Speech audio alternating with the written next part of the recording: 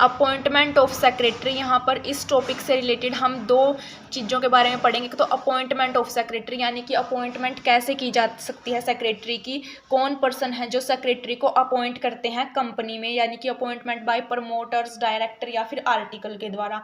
Second topic है appointment का procedure, जो सेक्रेटरी अपॉइंट किया गया है कंपनी में उसे कंपनीज एक्ट के अकॉर्डिंग उसे किस किस प्रोसीजर से होकर अपॉइंट करना पड़ेगा, तो वो नेक्स्ट टॉपिक है।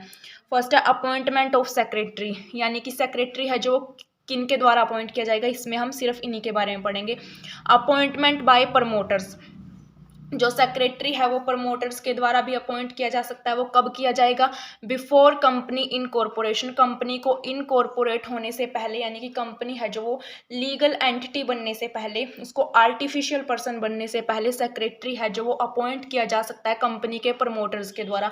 प्रमोटर होते हैं आइडिया जनरेटर, उनके माइंड में आइडिया आता है कंपनी को इनकॉर्पोरेट करने का और फिर वो उस आइडिया को रियलिटी में कन्वर्ट करते हैं, तो वो होते हैं प्रमोटर्स। तो प्रमोटर्स कौन है, जो सेक्रेटरी को अपॉइंट किया जाता है वो कंपनी की इनकॉर्पोरेशन से पहले प्रमोटर्स के द्वारा। तो ये वो वाला केस है। So it is important that he get his appointment confirmed in the first meeting of the companies director.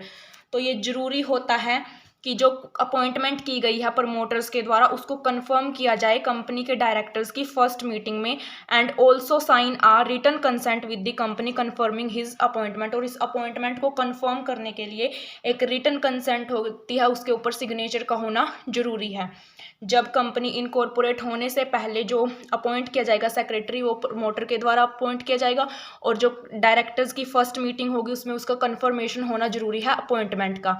अगर डायरेक्टर्स हैं आफ्टर इट्स इनकॉर्पोरेशन, जब कंपनी इनकॉर्पोरेट हो जाती है, कंपनी एक आर्टिफिशियल पर्सन बन जाती है, वो ये डिसाइड करें कि जो सेक्रेटरी है उसे अपना ऑफिस छोड़ना पड़ेगा या फिर उसे अपनी पोस्ट छोड़नी पड़ेगी, तो इस केस में जो सेक्रेटरी है कंपनी को शू नहीं कर सकता, क्योंकि जब सेक्रेटरी अपॉइंट किया गया था वो प्रमोटर ने किया था, तब कंपनी है जो वो इनकॉर्पोरेट नहीं हुई थी। तो इस केस में वो कंपनी को शू नहीं कर सकते because he was not appointed to his post by the company. तो यहीं पे यही बात है कि जो कंपनी इनकॉर्पोरेट नहीं हुई थी तो इसलिए कंपनी ने उनको अपॉइंट नहीं किया गया था, वो प्रमोटर्स के द्वारा अपॉइंट किए गए थे, तो यहाँ पर कंपनी को शू नहीं कर सकते। सेकेंड पॉइंट है appointment under article of association. जो आर्टिकल ऑफ एसोसिएशन है कंपनी का उसके अंडर में सेक्रेटरी की अपॉइंटमेंट कैसे होगी। Sometime there are provision in a company's article that a particular person self function as a secretary. कई बार कंपनी के जो प्रोविजन है उसमें एक आर्टिकल में मेंशन होता है कि एक स्पेसिफिक पर्सन है कोई भी, उसको कंपनी का सेक्रेटरी अपॉइंट किया जाएगा, जो पर्सन आउटसाइडर होता है। इफ़ नॉट अपॉइंटेड, अगर वो पर्सन अपॉइंट नहीं किया जाता, जो प्रोविज़न में मेंशन कर दिया कि उसे अपॉइंट किया जाएगा बट रियलिटी में उस पर्सन को अपॉइंट नहीं किया जाता कंपनी का सेक्रेटरी, तो इस केस में वो कंपनी को शू नहीं कर सकता, बिकॉज कंपनी का जो प्रोविज़न है वो लाइबल होता है, या आर्टिकल है जो वो लाइबल होता है कंपनी के मेंबर्स के लिए, नॉट टू आउटसाइडर्स। वो किसी भी आउटसाइडर पर्सन के लिए लाइबल नहीं होगा।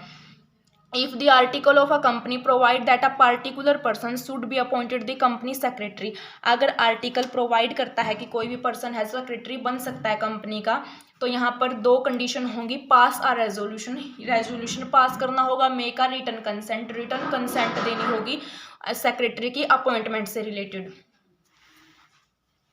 थर्ड पॉइंट है अपॉइंटमेंट बाय डायरेक्टर्स।